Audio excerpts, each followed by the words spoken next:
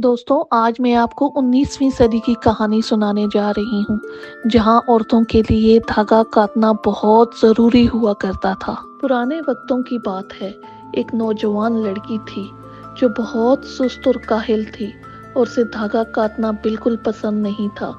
चाहे उसकी माँ कितनी भी इल्तिजा करती या डांटती, वो कभी धागा काटने पर तैयार नहीं होती थी। एक दिन माँ बहुत गुस्से में आ गई और अपने जज्बात पर काबू ना रख सकी। उसने अपनी बेटी को बहुत मारा।